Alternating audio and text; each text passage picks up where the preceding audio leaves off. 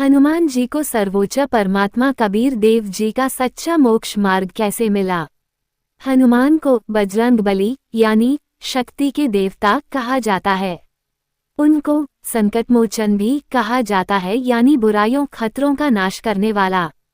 हिंदू भक्तों का मानना है कि हनुमान एक ऐसे भगवान हैं जो अपने भक्तों के रक्षक हैं।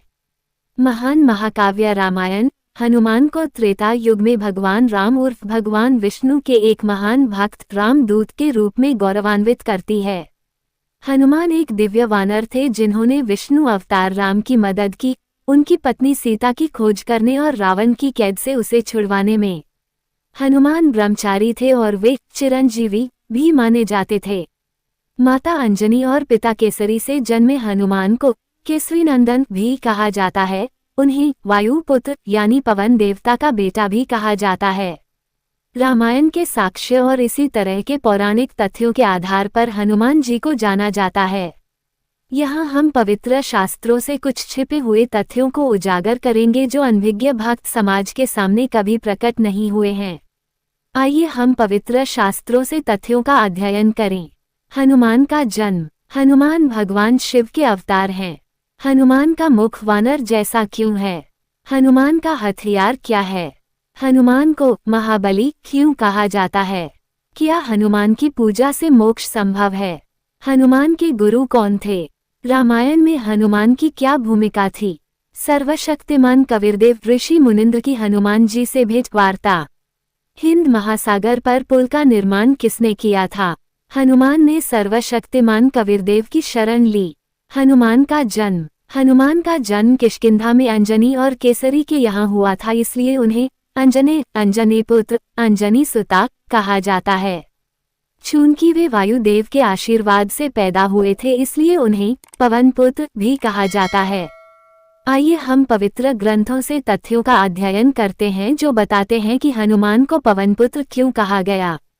हनुमान भगवान शिव के अवतार हैं। संदर्भ कबीर सागर में अध्याय हनुमान बोध। हनुमान कोई साधारण बालक नहीं थे। कबीर सागर में वर्णित पूजनीय सर्वशक्तिमान कबीर जी की वाणी के कुछ अंश बताते हैं कि हनुमान भगवान शिव के 11वें रुद्र अवतार थे। गौतम ऋषि की पत्नी नारी, नाम अहिल्या राम उबारी, नाम अंजनी पुत्री ताकी, जन्म लियो कोख में जौकी। साधु रूप धरी शिव बनाए, जह अंजनी को मंडप छाए। प्यास प्यास कहे बोले बानी, शिव की गति मतन ही जानी। सिंहनाद रहे शिव पासा, फुक्यो कान रहित बासा। छलकर बीज सीख तब डारी, ऐसे उपजे देह हमारी। भगवान राम ने ऋषि गौतम की पत्नी अहिल्या का उद्धार किया। उनकी अंजनी नाम की एक बेटी थी। अंजनी भगवान शिव की उपासक थी। एक बार जब अंजनी पूजा में मग्न थी तब भगवान शिव अंजनी के समक्ष ऋषि के रूप में प्रकट हुए और शब्द गाया और वायुदेव की सहायता से उस नाद को अंजनी के कान में फूंक दिया।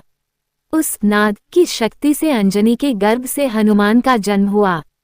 इसलिए हनुमान को पवन पुत्र कहा जाता है और इस प्रकार वे भगवान शिव के 11वें रुद्र अवतार हैं। हनुमान का मुख वानर जैसा क्यों है? लोक वेद के अनुसार दिव्य बालक हनुमान ने एक बार सूर्य को गलती से पका हुआ फल समझ लिया तथा उसको खाना चाहा, जिसके फलस्वरूप आकाश में उड़ान भरी। भगवान इंद्र ने हस्तक्षेप किया और अपने वज्र से हनुमान को मारा। उस प्रबल प्रहार से हनुमान पृथ्वी पर गिर पड़े और उनकी मृत्यु हो गई। इससे उनके पिता वायुदेव नाराज हो गए और उन्होंने पृथ्वी की संपूर्ण वायु वापस खींच ली, जिसके कारण जीवित प्राणियों को भारी पीड़ा होने लगी। तब भगवान शिव ने हस्तक्षेप किया और अपने 11वें अवतार को पुनर्जीवित किया, जिसने वायुदेव को जीवन को पुनर्स्थापित करने के लिए प्रेरित किया।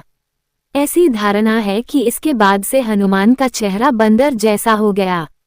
हनुमान का हथियार क्या है? हनुमान का हथियार गदा है जो उन्हें भगवान विष्णु द्वारा प्रदान किया गया है। हनुमान को महाबली क्यों कहा जाता है? भगवान इंद्र ने हनुमान को वज्र की तरह मजबूत शरीर का आशीर्वाद दिया है। भगवान अग्नि ने हनुमान को आशीर्वाद दिया है कि अग्नि उन्हें कभी नुकसान नहीं पहुंचाएगी।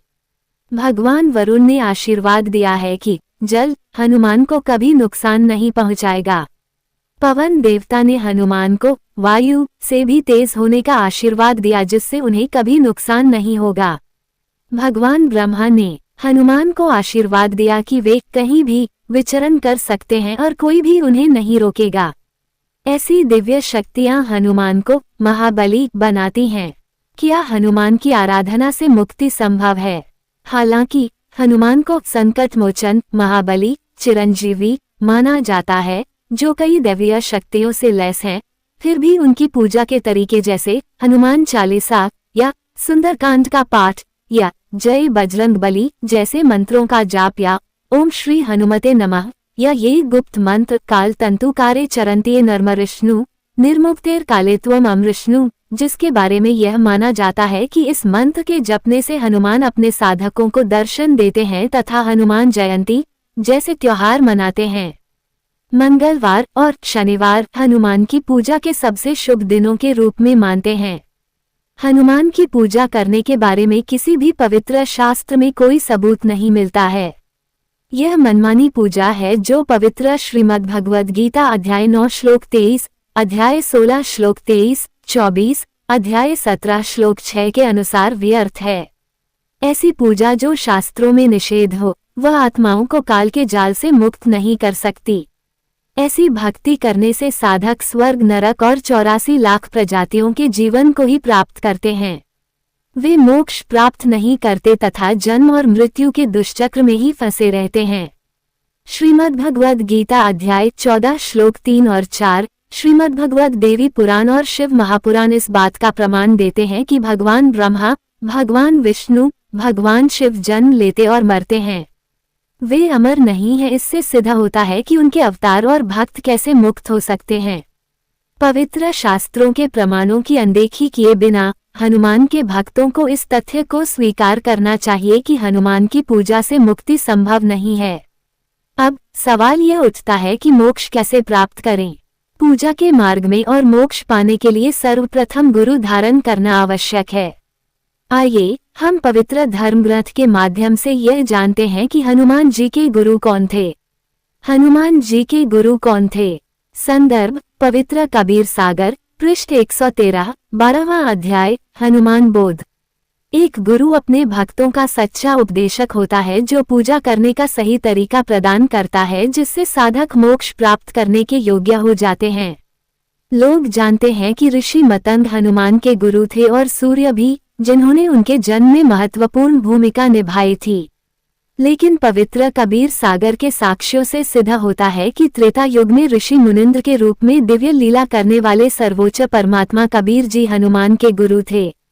सर्वशक्तिमान कबीरदेव ने हनुमान को सच्चा ज्ञान प्रदान किया, उन्हें शाश्वत स्थान सतलोक दिखाया और सच्चे मोक्ष मंत्र प्रदान किए, जिनको जपने से हनुमान मोक्ष प्राप्त करने के योग्य बन गए। रामायण में हनुमान की भूमिका क्या थी? पवित्र कबीर सागर से प्रमाण लेते हुए आगे बढ़ते हैं। भक्त धर्मदास ने सर्वशक्तिमान कबीर जी से सवाल किया कि हनुमान तो भगवान राम उर्फ भगवान विष्णु के उपासक थे, फिर उन्होंने आपके सच्चे आध्यात्मिक ज्ञान को कैसे स्वीकार किया और आपकी शरण में कैसे आए? ये तो ऐसा था मानो पश्चिम से सूर्योदय हो गया। सर्वोच्च परमात्मा कबीर जी ने भक्त धर्मदास को पवन पुत्र हनुमान जी को अपनी शरण में लेने का संपूर्ण विवरण सुनाया, जैसा कि महान महाकाव्य रामायण के माध्यम से जाना जाता है। परमात्मा कबीर जी ने सुनाया, सुग्रीव और हनुमान कैसे मित्र बन गए, भगवान राम द्वारा कैसे सुग्रीव का भाई बाली मारा गया था, शेषनाग के अवतार यानी लक्ष्मण ने शूर्पणखा की नाक क्यों काट दी, लंका के राजा रावण ने सीता का अपहरण कैसे किया था, सीता को लौटाने के लिए रावण को राजी करने के लिए हनुमान ने भगवान राम के दूत की भूमिका कैसे निभाई, हनुमान ने लंका के लिए उड़ान भरी और सीता जी से मिले और उन्हें भगवान राम की अंगूठी दिखाई जिसमें उनका नाम अंकित था। सीता जी ने बदले में हनुमान को सबूत के तौर पर अपनी शादी का कंगन दिया, जिससे भगवान राम को साबित किया जा सके कि हनुमान उनसे मिले थे। हनुमान ने रावण के 9 लखा उद्यान को कैसे नष्ट किया जहां रावण ने सीता जी को बंदी बनाया था। हनुमान ने अपनी पूंछ से कैसे रावण की लंका में आग लगा दी। वापस जाते समय समुद्र पार करने के बाद हनुमान ने एक पहाड़ी पर विश्राम किया जहां उन्होंने स्नान भी किया, इसलिए उन्होंने सीता जी द्वारा दिए गए कंगन को एक चट्टान पर रखा। एक लंगूर ने उस कंगन को उठा लिया और ऋषि मुनिंद्र की झोपड़ी के बाहर रखे मटके में डाल दिया। उपर्युक्त लेख भगवान राम और हनुमान जी के बारे में सभी भक्त जानते हैं। हम आपको इसके बारे में विस्तार से बताएंगे, वो छिपे हुए तथ्य जो भक्तों को अभी तक ज्ञात नहीं थे।